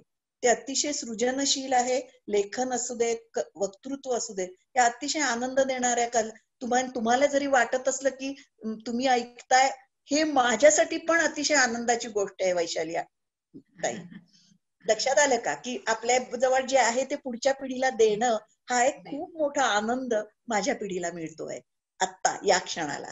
त्यामुळे असा जो आनंद घेणं आणि देणं, अशा ज्या कृती आहेत त्याच्यामध्ये वक्तृत्व आहे, लेखन आहे, वाचन आहे, ह्या ज्या सगळ्या कृती आहेत त्या तुम्ही आयुष्यात कराव्यात आणि आयुष्याचा भरभरून आनंद उपभोगावा असं मी म्हणेन. आज सुद्धा माझ्या मुलाकडून काय, माझ्या नातीकडून सुद्धा मला काय ना काहीतरी शिकायला मिळतं. ती मला बरोबर, ती 8, 10 किंवा 11 वर्षाची नात आहे माझी, ती मला, आजी तुला अजून काही कसं कळत नाही, मोबाईल मध्ये हे असं केलं की असं होतं, किंवा लॅपटॉपचं काही आत्ता जरी माझं अडलं तुमच्याशी बोलताना आणि मी फोन घेतला आणि मुलाला केला तर आई हे बघ, हे इथे क्लिक करते, तिथे क्लिक कर, मग असं होतं. असा माझा मुलगा मला अजून सांगतो. मी 68 वर्षाची, तो 40 वर्षाचा. पण 40 वर्षाचा मुलगा मला शिकवतो, 10 वर्षाची नात मला शिकवते. आयुष्यभर माणसांनी विद्यार्थी राहणं यासारखा दुसरा आनंद नाही. प्लीज माझे शब्द ऐका. आयुष्यभर माणसांनी विद्यार्थी राहावं, नवं नवं शिकावं, कुणाकडूनही शिकावं. त्याच्यामध्ये काही हे नाही. लोकांकडनं आपण अशी मधमाशी जसा मधाचे एक एक एक एक फुलावर बसून कण घेते ना, तसंच आपण जर ज्ञान मिळवलं तर ते आपल्यापाशी राहतं आणि आपल्या व्यक्तिमत्वाची गोडी वाढते. स्वतःसाठी वाढते, लोकांसाठी वाढते की नाही हा लोकांचा प्रश्न झाला, पण स्वतःला खूप संपृक्त आणि समृद्ध वाटतं, याची मी तुम्हाला अगदी आतापासूनच ग्वाही देते की असं माणसाने असं एक एक कण. आणि आयुष्यभर आपण, जेव्हा तुम्ही उत्तम विद्यार्थी राहता ना, तेव्हाच तुम्ही उत्तम शिक्षक बनू शकता. जितके तुम्ही चांगले विद्यार्थी राहाल, असाल नाही, राहाल आयुष्यभर, तितके तुम्ही उत्तम शिक्षक बनू शकता. मॅडम तुम्ही आतापर्यंत खूप काय लिहिलेलं आहे आणि मला मध्ये मॅडमांनी एक टेप पाठवली होती, त्यावर खूप माहिती होती तशी, आणि त्यात तुम्ही खूप काही लिहिलं होतं. मला हा प्रश्न विचारायचा की तुम्हाला लिहायची आवड, लेखनाची आवड कधीपासून लागली, तुम्ही कधीपासून लिहायला सुरुवात केली? फारच छान प्रश्न विचारला, कारण ह्या मुलीला मी एक, आणि तो सर्वांनी नीट ऐकावा असं मी सांगेन. मला वाचायची खूप आवड होती, मराठी भाषेची खूप आवड होती. मी जेव्हा इंटर सायन्सला मराठीमध्ये आमच्या कॉलेजमध्ये सर्व शाखा ABCD सायन्सचे आणि AB आर्ट्सचे 6 वर्गामध्ये मी मराठीमध्ये पहिली आली. आणि त्यावेळी एक स्कॉलरशिप होती, तेव्हा मला ती मराठी विषय शिकावा असं वाटलं, पण माझे वडील म्हणाले नको सायन्सला, तू कंटिन्यू कर. आणि मराठी काय तुझ्या आनंदाचा विषय राहू शकतो आयुष्यभर. ते त्यांचे शब्द मला इतके भावले की मी सायन्सलाच राहिले आणि मराठी वाचन चालू ठेवलं. वयाच्या 37व्या वर्षी मी पहिल्या कागदावर लेखणी टेकवली. आणि ह्या 37 ते आता माझं वय 67-68 चालू आहे, बाईंनी सांगितलं मला. तर ह्या 30 वर्षामध्ये मी आता 47 पुस्तकं प्रकाशित झालीत माझी. कमी लिहू शकले. त्याचं कारण असं की एकदा मी अशी लेखणी टेकवली आणि माझ्या लक्षात आलं की मला इतकं काही लोकांना सांगायचंय. जसं आता तुमच्याशी बोलताना की मी आणि 1 तास नक्की तुम्हाला सांगू शकेन की माणसाने आपलं व्यक्तिमत्व कसं फुलवावं आणि क्रिएटिव्हिटीचा अभ्यास कसा करावा, हे मी नक्कीच तुम्हाला सांगू शकेन. पण ह्या ज्या गोष्टी माझ्यामध्ये आहेत हे कसं आलं लक्षात माझ्या, तर मी एकदा लिहायला सुरुवात केली आणि मग लिहायला सुरुवात केली आणि मग थांबलेच नाही. आता हा माझ्यासाठी जो झाला ते मला असं वाटतं की मी जर हे 17व्या-18व्या वर्षी केलं असतं तर किती बरं झालं असतं, असं आत्ता माझ्या मनात येतं. पण त्यावेळी मला असं कुणी सांगणार की माझ्यामध्ये जे गुण आहे ते मी लहानपणापासूनच फुलवले असते तर ते आणखी झाले असते की नाही मला माहिती नाही. पण माझ्या बाबतीत हे असं घडलं, मी लेट सुरू केलं. तेव्हा कितीही वेळाने सुरू केला तरी सुद्धा तुम्ही उत्तम लिहू शकता. आणि मी तर नेहमी असं सांगेन की तुमच्या प्रोफेशन मध्ये जेव्हा तुम्ही स्थिर होता 30-35 मध्ये आणि त्या प्रोफेशनचा एक पूर्ण आवाका येतो तेव्हा त्यातून आपण काय काय शिकलो हे नव्या पिढीला कळावं म्हणून तरी का असेना तुम्ही लिहावं. मी एक पुस्तक केलेलं आहे, त्याच्यामध्ये मी हे मुद्दाम करते की letters to a young scientist म्हणून एक पुस्तक मी केलेलं आहे. ते पण विद्यार्थ्यांसाठी खूप छान आहे. ज्यांना वाटतं की इंजिनियर आणि मेडिसिन पेक्षा दुसरं काही महत्वाचं नाहीये, ज्या हुशार मुलांना वाटतं त्यांच्यासाठी ते पुस्तक letters to a young scientist, बाई मुद्दाम लिहून घ्या नाव. आणि ते जे इओ विल्सन नावाच्या माणसाने लिहिलेलं आहे त्या पुस्तकाची पार्श्वभूमी इतकी छान आहे की आपल्या प्रोफेशन मध्ये 30 वर्ष घातल्यावर प्रत्येकाला वाटतं की आपण जे प्रोफेशन मध्ये शिकलो ते पुढच्या पिढीच्या हाती द्यायला पाहिजे. तुम्हाला विंदांची ती प्रसिद्ध कविता माहिती असेल, देणाऱ्याने देत जावे, घेणाऱ्याने घेत जावे, एक दिवस घेता घेता देणाऱ्याचे हात घ्यावे. म्हणजे तुम्ही सगळं समाजाकडून घेत राहावं, श्रीमंत होत राहावं आणि एक दिवस ज्ञानाच्या बाबतीत एक दिवस तुम्ही इतके ज्ञान संपन्न व्हाल की तुमच्या मनातून इच्छा येईल की आपण हे आता दुसऱ्यांना द्यायला पाहिजे. आणि मग हे कुठल्या दृष्टीनं तुम्ही देऊ शकता, तुम्ही वक्तृत्वातून देऊ शकता, तुम्ही लेखनातून देऊ शकता, तुम्ही मुलांची इंटरॅक्शन करून त्यांच्याशी प्रत्यक्ष भेटून बोलून संवाद करून देऊ शकता. तेव्हा ही जी देण्याची आणि अत्यंत आनंद देणारी गोष्ट असते, लोकांना देणं, आपलं ज्ञान देणं, आपला अनुभव पुढच्या पिढीला देणं, हे मागच्या पिढीसाठी अतिशय आनंदाचं असतं. Letters to a young scientist, त्याच्यानंतर ते इतकं letters to a young poet, letters to a young architect, letters to a young military person, letters to a, अशी अनेक पुस्तकं आली. त्या पुस्तकावरनं प्रेरणा घेतल्यावर प्रोफेशनच्या ठराविक उंची गाठलेल्या सगळ्यांनाच वाटलं की आपण पुढच्या पिढीला, विशेषतः 8वी ते 12वी या वर्गात असलेल्या विद्यार्थ्यांना हे ज्ञान दिलं पाहिजे. त्यामुळे मी जरी वेळाने सुरू केली असलं लेखन तरी तुम्ही मात्र लवकरात लवकर कुठल्याही गोष्टीला चालू केलं तरी चालेल. पण एक मात्र लक्षात ठेवायचं, आपला प्रोफेशन, व्यवसाय पायावर उभं राहणं आणि आर्थिक स्वातंत्र्य ही तुमची पहिली प्रायोरिटी पाहिजे. त्याच्यामध्ये काहीही गफलत करू नका. पायावर उभं राहणं आणि आपण आपलं पोट भरण्या इतकं आपण जर अवलंबून असलो कोणावर, मग नवरा असेल, बायको असेल, ते आणि आपली मुलं काय जे तो व्यवस्थित करता येण्या इतकं अर्थार्जन करणं, तो व्यवस्थित. कारण तुम्ही पैशाच्या मागे लागला तर देर इज नो एंड. तुम्ही पहिला स्कूटर घेता, सायकल घेता, स्कूटर घेता, मग गाडी घेता, मग ती सी क्लास घेता, BMW घेता, मर्सिडीज. त्याला मी म्हणत नाही विकसन, म्हणत नाही. विकसन म्हणजे माणसाचं व्यक्तिमत्व म्हणून जे विकसन होतं ते सर्वात पहिलं काय तर आपलं आर्थिक काय जे स्वास्थ्य करण्या इतकं. पण ते करून तुम्हाला भरपूर वेळ मिळू शकतो. तुमच्या मनामध्ये जर इच्छा असेल तर तुम्ही हे सुद्धा सगळं साइड बाय साइड करू शकता. हे करू शकण्यासाठी काय काय तुम्हाला पाहिजे ते मी सांगितलं. प्रकृती उत्तम पाहिजे, कॅरेक्टर उत्तम पाहिजे आणि आपण खूप वाचत राहिलं पाहिजे, बोलत राहिलं पाहिजे, लिहित राहिलं पाहिजे.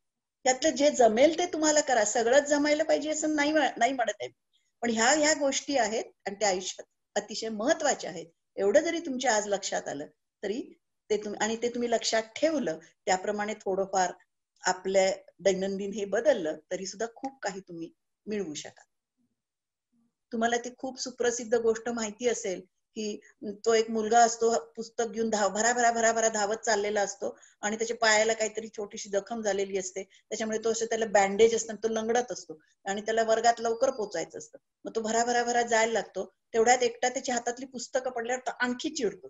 म्हटलं बाजूनी जाणारा एक ढकल खुर्चीत असलेला, पाय नसलेला अपंग मुलगा त्याला म्हणतो, थांब रे म्हणतो. तो त्याची वाकून पुस्तक उचलायला जातो. ती पुस्तकं माझ्याकडे ठेव. आणि तो त्याला वर्गापर्यंत सोडायला जातो. आणि तो सांगतो की मग ह्या मुलाला कळतं की अरे टेम्पररी आपल्या पायाला इतकंसं झालंय, तर आपण इतकी चिडचिड करतोय, हा मुलगा कसा करत असेल आणि तो इतकं हसत कसा करत असेल, थांबून त्यांनी आपले पुस्तकं आपल्या खुर्चीत का घेतली असतील. म्हणजे ह्या छोट्या छोट्या गोष्टीतून तुम्ही तुमचं व्यक्तिमत्व आनंदी ठेवू शकता. जे काय देवाने दिलेलं आहे ते माणसाला ऍक्सेप्ट करावंच लागतं. जे काय दुःख वाटायला येते ते घ्यावंच लागतं. देर इज नो हे, म्हणजे तुम्ही खूप लहान आहात या गोष्टी समजायला, पण त्याला काही पर्याय नाहीये. जे तुमच्या वाट्याला येत ते पर्याय नाहीये, मग तुम्हाला ते स्वीकारायचं. मग ते हसत का नाही स्वीकारू, मग तुम्हाला त्यातनं मार्ग काढायची शक्ती मिळते. विचार सुचतात स्वस्थपणे, शांतपणे राहिलं तर. आणि व्यक्तिमत्व उत्तम ठेवणं हे आपल्या हातात असतं, एवढं मात्र लक्षात ठेवा. मग त्याच्यासाठी खूप उंची साडी नेसायला पाहिजे किंवा कपडे घालायला डिझायनर कपडे घालायला पाहिजेत असं नाही. तुम्हाला सुधा मूर्तींकडे पहा, मदर तेरेसाकडे पहा, आणि तुम्ही एखाद्या कंगना राणावतकडे किंवा आणि कोणाकडे पहा.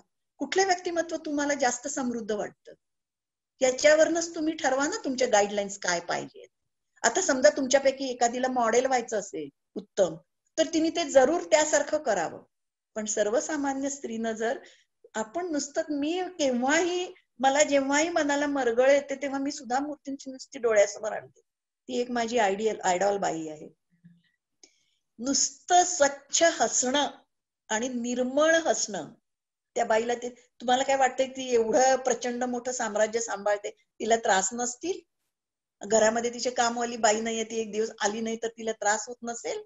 पण चेहऱ्यावर कसं प्रसन्न हसू. तुम्ही तिचा एक इंटरनेटवर भाजी चिरतानाचा फोटो बघितला असेल, देवाची सेवा करताना ती भाजी चिरते.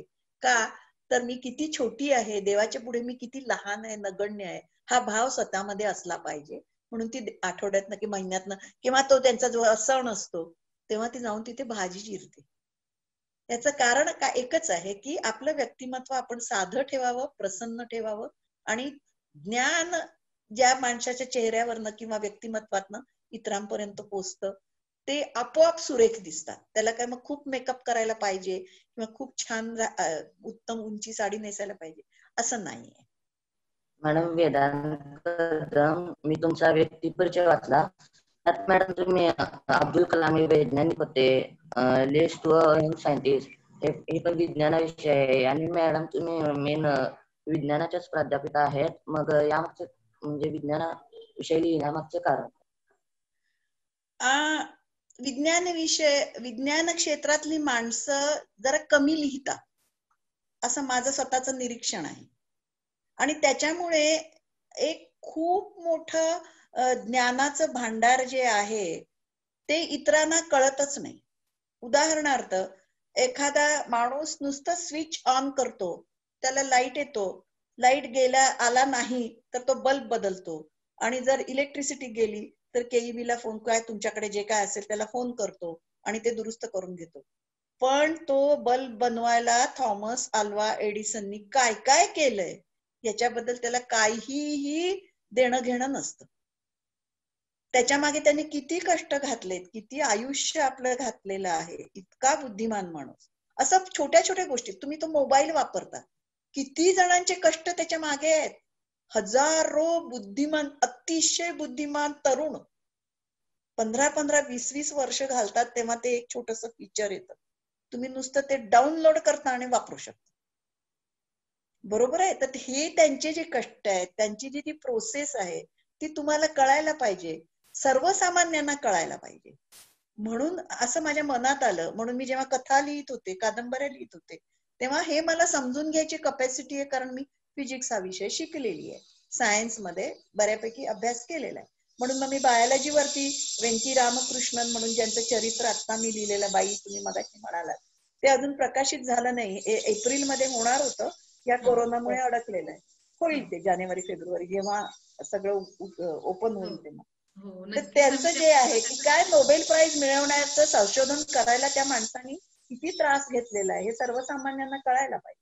असं सहजपणे काही मिळत नाही माणसाला, त्याच्यासाठी भरपूर कष्ट करावे लागतात. म्हणून मी तुम्हाला जे चरित्र वाचा म्हटलं ना मगाशी, छोटी छोटी, तेच वाचा. त्याच्याबरोबर विनोबांची गीताई सुद्धा वाचा.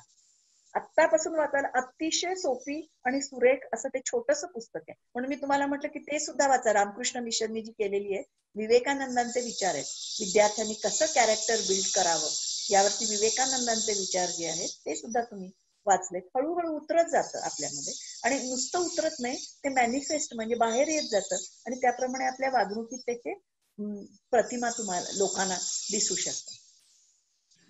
त्यामुळे सायन्स बद्दल लिहिणं हा सुद्धा मला पहिला कर्तव्य, नंतर आवडायला लागलं, आणि मग जेव्हा लक्षात आलं की लोकांनाही आवडतंय त्यामुळे मी त्याच्यामध्ये जास्त लक्ष दिलं. पृथ्वीराज पाटील मॅडम, तुमची अनेक पुस्तके प्रकाशित झाली आहेत, त्यातील सर्वात लोकप्रिय पुस्तक कोणते? लोकप्रिय पुस्तक अग्निपंख आहे, कारण त्याचं ते अनुवादित आहे.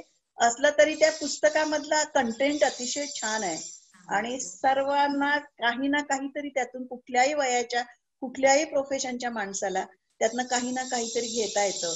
तुम्हाला विद्यार्थ्यांना त्यांच्या बालपणातल्या प्रसंगातनं शिकता येईल, किंवा प्रोफेशन मध्ये असलेल्यांनी नेगेटिव्ह विचार आले म्हणजे अपयशाशी कसं डील करावं, हा खूप मोठा विचार त्याच्यामध्ये. म्हणजे त्यांनी 2.5-3 वर्ष संपूर्ण आपलं वेळ असेल, एनर्जी असेल, बुद्धिमत्ता ओतून नंदी नावाचं हॉवरक्राफ्ट तयार केलं बँगलोरला. तुम्ही जर अग्निपंख वाचलं तर. आणि त्या नंदीमधून त्यांनी कृष्ण मेननना फेरी सुद्धा मारली त्यावेळेच्या संरक्षण मंत्र्यांना. आता फक्त ते कलाम होते, ते फारसे सौंदर्याकडे लक्ष देत नव्हते, त्यामुळे ते ओबडधोबड होतं. आज जर आपली ही बघितली यानं किंवा इन्स्ट्रुमेंट, ती फार ब्युटिफाय केलेली असतात. सायन्स मध्ये सुद्धा आर्किटेक्चर आलेलं आहे, त्यावेळी ते नव्हतं 50 वर्षापूर्वी. ते काय कोण जाणे, बाहेरचं दिसलेलं चांगलं असेल, काही राजकारण असेल, एका लेखणीच्या फटकाऱ्याने त्यांनी ते फक्त बासनात गुंडाळून ठेवलं. आपण 3 वर्ष जीव तोडून कष्ट करून जर एखादं केलं आणि ते जर असं कुणीतरी कपाटात टाकून दिलं तर कसं वाटेल माणसाला? सोडून देऊ की नाही आपण ते? पण कलाम म्हणतात नाही. त्यांनी काय विचार केला की ह्या 3 वर्षात मी इंजिनिअरिंग केवढं शिकलो, हे असं केलं तर हे असं होतं, मग हे नाही झालं तर हे वापरून बघावं. ही जी त्यांच्या बुद्धिमत्तेचं विकसन झालं ते माझंच आहे, नुसतं माझं नव्हे, माझ्या हाताखाली काम करणाऱ्या 25 लोकांचं पण तेच झालंय. एवढ्या लोकांना ज्ञान मिळालं ना, आणि त्याच्यामुळे आम्ही पुढची गोष्ट अधिक चांगली करू शकलो, लवकर करू शकलो, कमी खर्चात कमी वेळात करू शकलो. हा इतका जो फायदा आहे ते नंदी वाचनात गेल्यामुळे आमचं काही फार नुकसान झालं असं नाही, असा विचार करणं. आणखी एक त्या कलामांच्या, म्हणून मला ते अग्निपंख तुम्ही सगळ्यांनी वाचा म्हणून मुद्दाम सांगायचं. ते पायलट व्हायचं होतं, त्यांना विमान उडवायचं होतं. ते पायलटच्या परीक्षे इंटरव्ह्यू साठी गेले आणि नापास झाले. त्यांची उंची कमी काहीतरी निघालं, किंवा त्यांच्या लिस्ट मध्ये त्यांना 15 पायलट पाहिजेत आणि 16वे किंवा 17वे असतील, पण ते तिथे सिलेक्ट झाले नाही. आता पायलट होण्यासाठी त्यांनी मला आकाश विमान उडवायचंय तर तुमच्या वयापासून स्वप्न पाहिलं होतं. तर ते म्हणतात तेवढंच नव्हे, मी जेव्हा वर्तमानपत्र टाकत होतो तेव्हा ते वरून विमान जायचं. 4-5 वर्षाच्या कलामाना वरून विमान जायचं.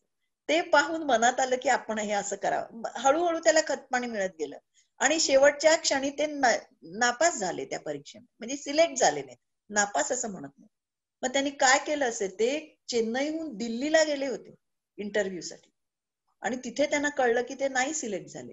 ते दिल्लीहून ऋषिकेशला गेले, आणि शिवानंद स्वामी हिंदू स्वामी, कलाम मुसलमान आहेत, पण जे खऱ्या अर्थानं धार्मिक असतात, त्यांच्या कोर, सर्व धर्माच्या कोर मध्ये माया, ममता, प्रेम, समता, बंधुत्व हेच आहे. त्याच्यामुळे ते शिवानंदांच्या आश्रमात गेले, आणि शिवानंदांनी त्यांना बघितल्याबरोबर म्हटलं की तू खूप निराशेत मला दिसतोय पोरा. मे बी ही वॉज 22-23, 22-23 वर्षाचे, अत्यंत निराश झालेले. गेली 7-8 वर्ष मी जे स्वप्न पाहिलं त्याची काय पूर्ती होत नाहीये. शिवानंदांनी त्यांना सांगितलं, असं नको समजू, तुझ्यासाठी देवानं आणखी काहीतरी त्याहून चांगलं योजलेलं असेल.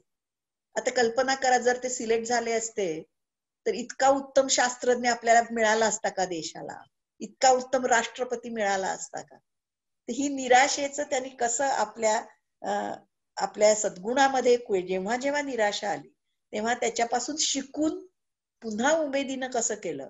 त्यातले जर ते अग्नी आणि जे 5 क्षेपणास्त्राची कथा आहे ती वाचाच. आणि जरा आणखी मोठे, आता तुम्हाला ते समजणार नाही पण मॅडम वैशाली तुमच्या सगळ्या आहे ना, मी सांगेन त्यातला चिंतन म्हणून जो भाग आहे, 4 भाग आहेत त्याच्यामध्ये, जण तो चिंतन हा भाग प्रत्येकाने वाचावा. आपण माणसाला आपण किती चांगल्या पद्धतीनं जे काय काम करतो ते, शिक्षकाचं असेल, प्राध्यापकाचं असेल, इंजिनियर असाल, डॉक्टर असाल, साधा बिगारी असाल, रेल्वेचा कोणी गार्ड असाल, कोणीही असाल, ते काम उत्तम कसं करावं आणि त्यात नवं कसं शोधावं, हे ते चिंतन या भागात त्यांनी आपले विचार व्यक्त केले. मॅडम, मी प्रतीक हेमगर. माझा प्रश्न असा आहे की लेखन करताना कोणत्या गोष्टी लक्षात घ्यायला हव्या? लेखन करताना कसं असतं, पहिलं ना जरा ते सातत्य ठेवायला पाहिजे. लेखन ही फार सोपी गोष्ट नाही आहे. तुम्हाला असं पटकन हे मिळू शकतो की या विषयावर आपण लिहावं, पण त्या विषयाची आसपासची सगळी माहिती तुम्हाला यायला पाहिजे. म्हणून मी वाचन पहिला 5-7 वर्ष नुसतं वाचन करावं माणसाने. म्हणजे काय होईल की एखाद्या विषयावर लिहायचं तर त्याची सगळी अनुषंगिक माहिती तुम्हाला पाहिजे.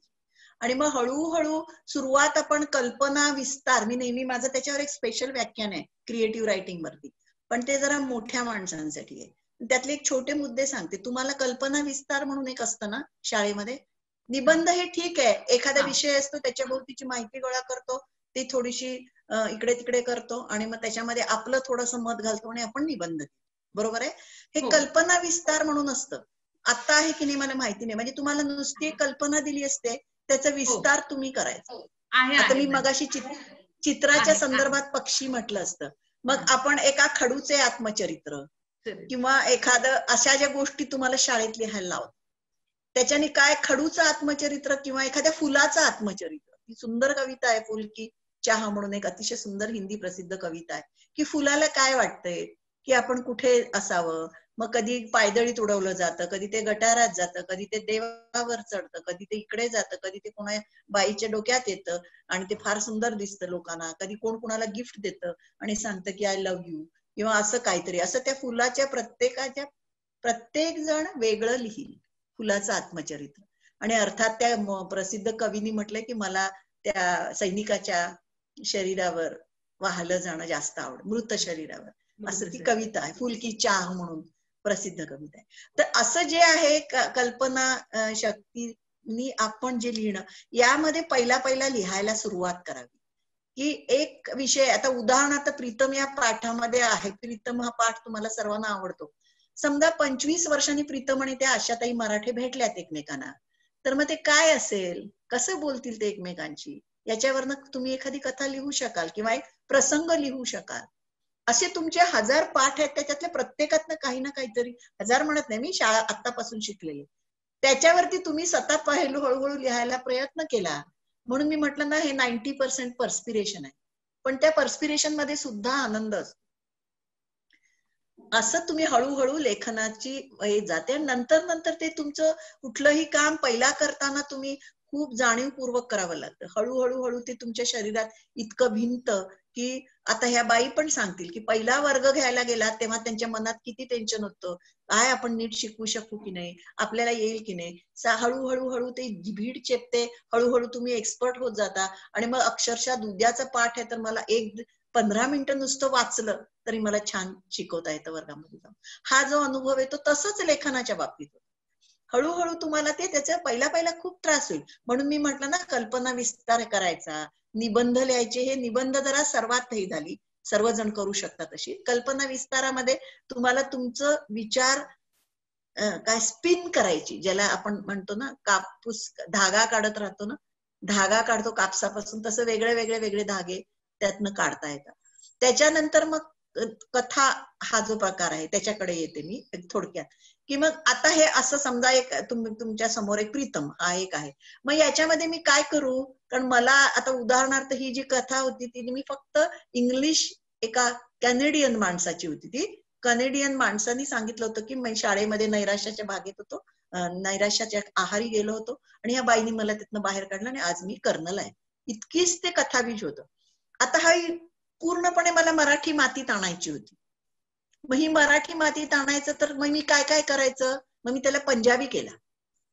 मग त्याच्या वडिलांना, आई त्याची गेली, मग त्याच्या वडिलांना मी मिलिटरीत टाकलं कारण तर मला एकटा आहे असं दाखवायचं होतं. मग त्याला मामाकडे ठेवलं. मामा महाराष्ट्रात आहे.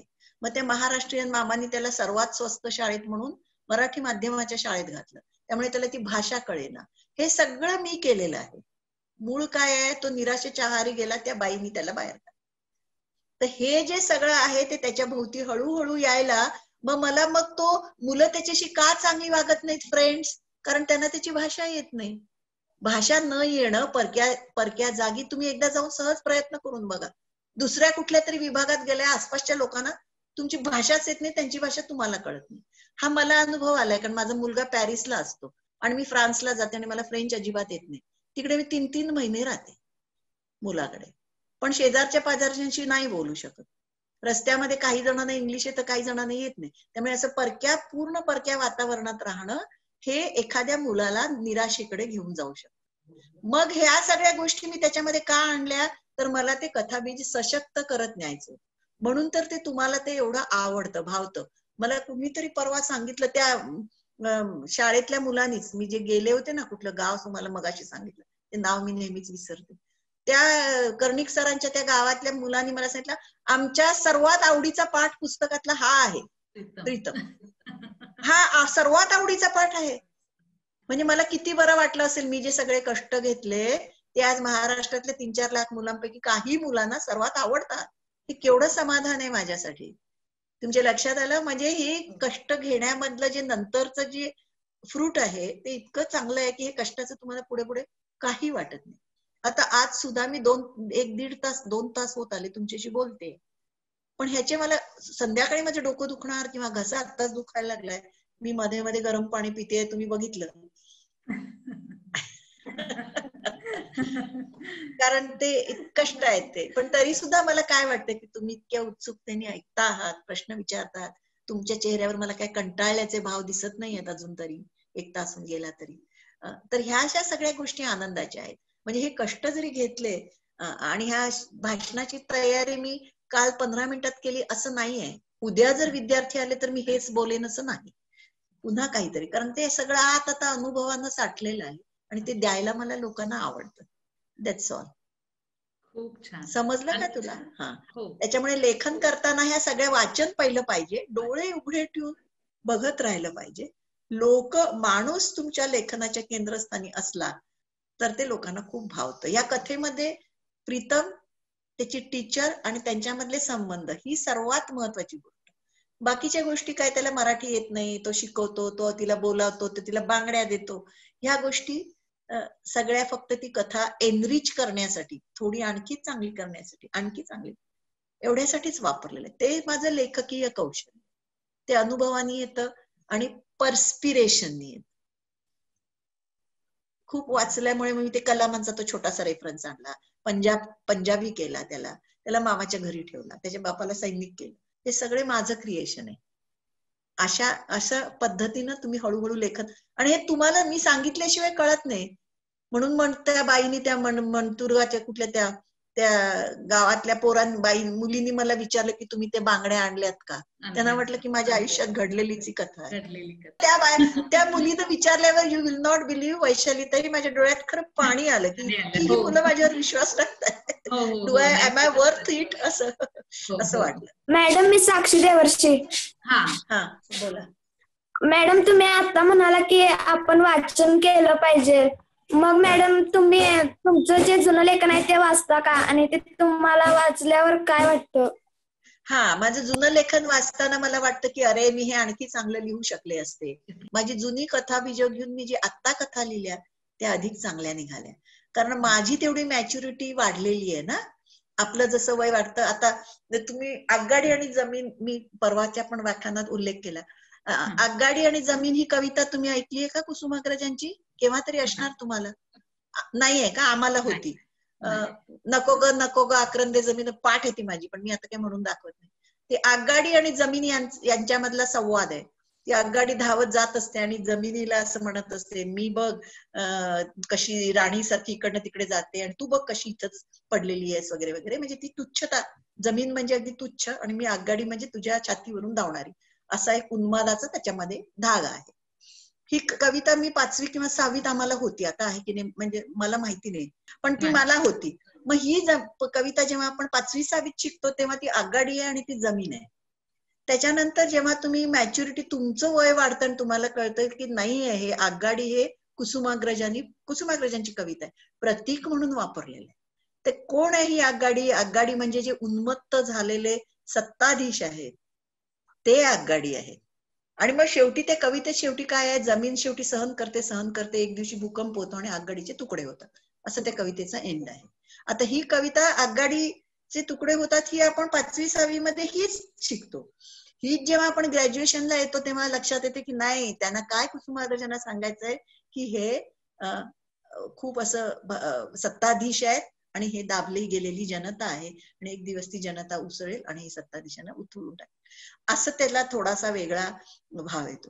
आणि आत्ता 60मध्ये मला वाटते की हे जी सगळी काय आहे समृद्धी, आपलं घर, आपले दागिने, ह्या ज्या सगळ्या आहेत ह्यांनी आपल्या जीवनाचा केवढा मोठा भाग वापला आणि आपण त्या आगगाडीत बसून चालत राहिलो. आणि जेव्हा मला त्या जमीन म्हणजे ब्रह्म आहे, अध्यात्म आहे किंवा देवाची कल्पना आहे किंवा अणु आणि परमाणू आहेत असं जेव्हा कळतं तेव्हा आपण किती नगण्य आहोत, आपण किती छोटे आहोत आणि मग सगळं हे जे आहे त्याचे तुकडे तुकडे होतात. तेव्हा ती आगगाडी होते आणि ही जमीन होती. त्या कवीनं ती एकच कविता वापरलेली आहे, पण आपलं जसं मॅच्युरिटी वाढते तसे त्या प्रतीकामागचे अर्थ बदलत जातात.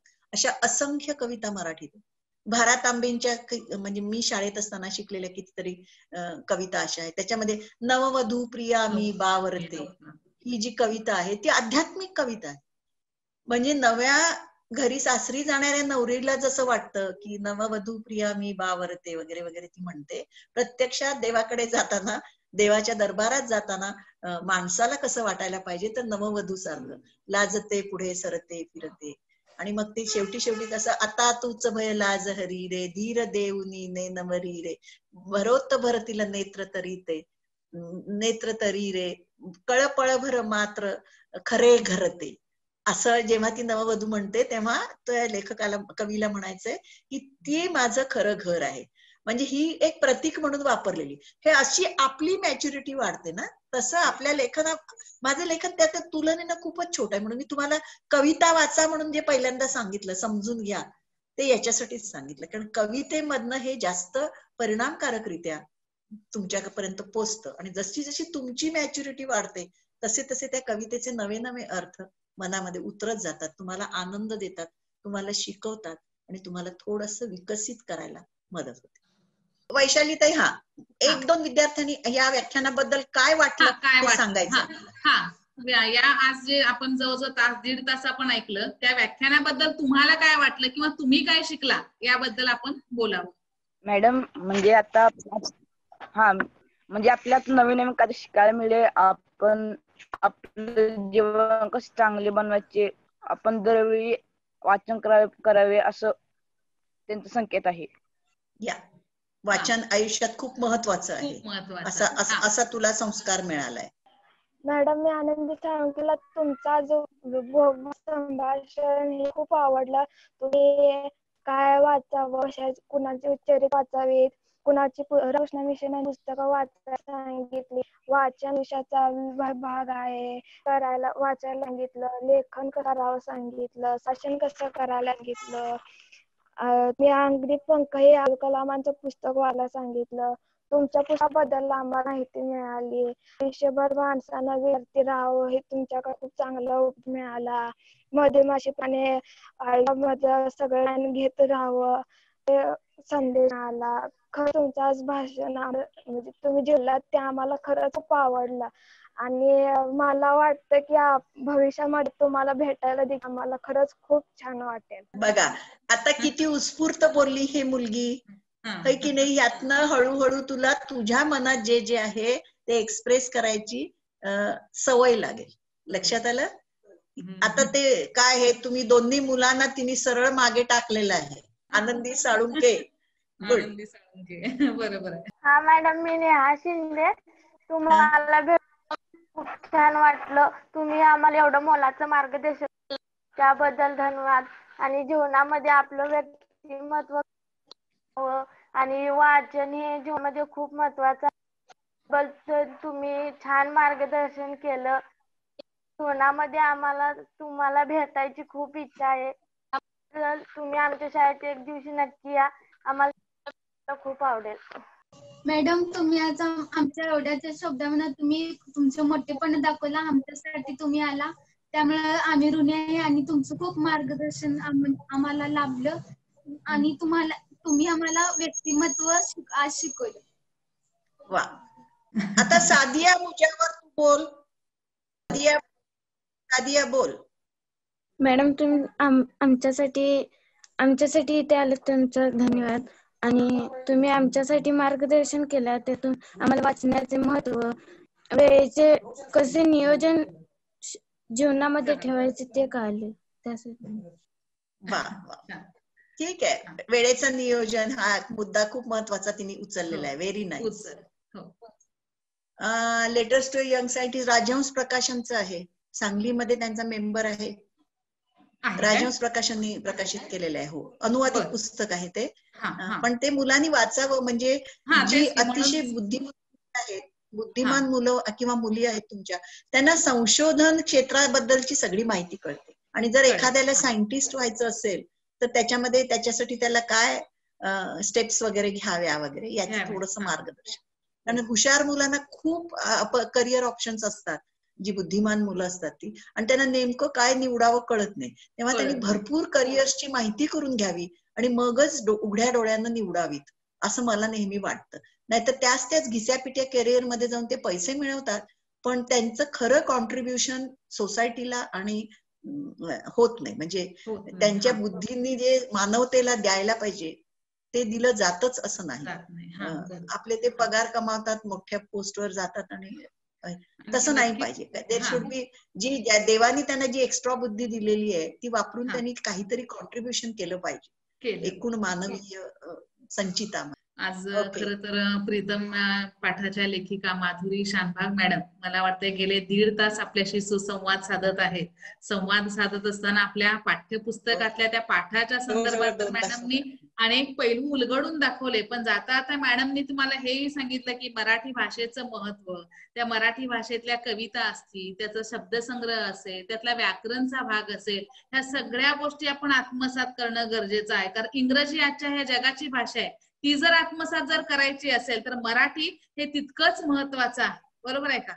पुन्हा 90% आपल्या याच्यामध्ये प्रेरणा असते, फक्त आपण ते फुलवण्याचं काम करायचं आहे. आणि सगळ्यात महत्वाचं मॅडम, आजचा अभ्यासक्रम जर पाहिला तर तो ज्ञान आकलन आणि उपयोजनावर आधारित आहे, प्रश्नोत्तरापुरतं नाहीये. कारण क्षमता जर पाठ्यपुस्तकामधल्या जर बघितल्या, आता तुम्ही ज्या सांगितल्या त्याच क्रमानं क्षमता त्याच्यामध्ये आहेत. पहिल्यांदा श्रवण, चांगलं ऐका, वाचन, आणि मग त्याच्यानंतर भाषण, संभाषण, आणि शेवटची पायरी आहे ते म्हणजेच लेखनाची. म्हणजे लेखन जर परिपक्व किंवा समृद्ध जर आपल्याला करायचं असेल तर पाठीमागच्या त्या सगळ्या पायऱ्या सुद्धा तितक्याच महत्वाच्या आहेत. त्याचं महत्व खरोखर आज तुम्ही आमच्या समोर इथं सांगितला. एवढंच नव्हे तर वाचत असताना सुद्धा नेमकं आपण काय वाचलं पाहिजे, तर ती दिशा मुलांना नसते. त्यामुळे येईल ते पुस्तक हातामध्ये वाचत जाणं, त्यापेक्षा नेमकं आपण काय वाचावं, विशेष करून विद्यार्थी दशेमध्ये चरित्रात्मक कादंबऱ्या, छोटी छोटी जी पुस्तकं आहेत त्याचं वाचन करावं. कारण ती माणसं कसं घडली, आयुष्यामध्ये अनेक संकट येत आली तरी सुद्धा त्यावर मात करत ही लोक कशी जगली,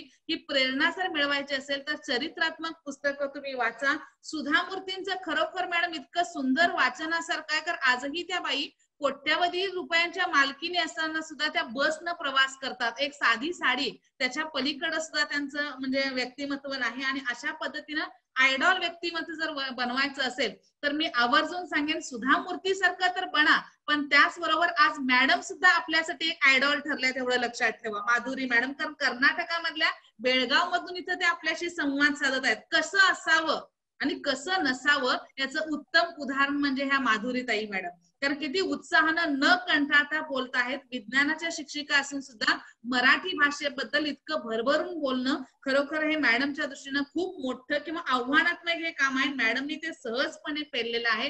खूप छान. संभाषण कसं असावं, आपल्याला संभाषण आहे, संभाषण कसं असावं ती सुद्धा एक कला आहे. हे मॅडम कडून शिकण्यासारखं आहे.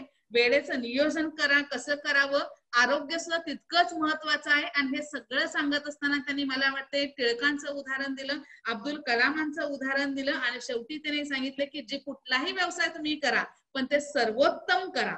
आणि एवढंच नव्हे तर आयुष्यभर आपण विद्यार्थी राहावं, नवनवीन शिकावं, अगदी मधमाशाप्रमाणे सगळं ज्ञान आपण शोषून घ्यावं आणि स्वतःला समृद्ध करावं. याबाबत मॅडमने खरोखर आज इतकं सुंदर की अप्रतिम सुंदर व्याख्यानाची मेजवानी आज या सुप्रभात समय आम्हाला ऐकायला मिळाली. मॅडम पुनश्च एकदा मी आमच्या शाळेच्या वतीनं, त्याचबरोबर आमच्या शाळेचे मुख्याध्यापक कदम सर आणि माझ्या विद्यार्थ्यांच्या वतीनं मी आपले खरोखर खूप खूप आभार मानते. शब्दातही ते व्यक्त करता येत नाही. इतकं सुंदर तुम्ही आज आमच्या मुलांना मार्गदर्शन केलात. पुनश्च एकदा धन्यवाद मॅडम. खूप खूप शुभेच्छा. अशाच पद्धतीनं सुंदर लेखन, खूप भरपूर पुस्तक तुम्ही लिहावं, वाचावं आणि त्यासाठी परमेश्वरानं तुम्हाला सुदृढ आरोग्य देवो हीच मी मनीषा व्यक्त करते आणि थांबते. आणि एवढंच नव्हे, तुम्ही जे केलेलं लिखाण आहे ते आमच्यापर्यंत पोहोचावं ही सुद्धा एक मनापासून तळमळ किंवा मनापासून इच्छा आहे. आणि एवढंच नव्हे, सर्व विद्यार्थ्यांच्या वतीनं आमची मुलं अग्निपंख किंवा स्वप्नाकडून सत्याकडे हे पुस्तक आवर्जून वाचतील अशी विद्यार्थ्यांच्या वतीनं खात्री देते. आणि पुनश्च एकदा आभार. मलाही खूप दिवसांनी विद्यार्थ्यांशी संवाद साधायला मिळाला, त्याच्याबद्दल आनंद व्यक्त करते. आणि दुसरी गोष्ट म्हणजे की ही नवी पिढी इतकी एका अर्थाने सुदैवी आहे, कारण त्यांना इतक्या सहजपणे माझ्याशी संवाद साधता आला. मी बेळगावला असले काय पॅरिसला असले काय येऊ शकलेच असते झूमवरती, त्याचं काही फरक नाही. मग तुम्ही ते लक्षात ठेवा की तंत्रज्ञानानं माणसाला किती आणि काय काय दिलेलं आहे. तेव्हा भाषेबरोबर सायन्स सुद्धा अत्यंत महत्वाचं आहे. आज मी तुमच्याशी संवाद साधते ते एक सायन्सचा एक आविष्कार आहे. त्याच्यासाठी अनेक बुद्धिमान स्त्री पुरुषांनी आपलं खूप काही काही दिलेलं आहे. तेव्हा या सर्वांबद्दल कृतज्ञता असावी. आणि तुम्हाला सर्वांना भविष्यासाठी तुम्ही खूप मोठे कामं तुमच्या हातून पार पडावी. सर्वांनी सदैव सकारात्मक विचार करावा. निराशेला आपल्या आयुष्यात थारा देऊ नये. प्रत्येक कटू प्रसंगातनं माणसाला काहीतरी शिकण्यासारखं नक्कीच असतं.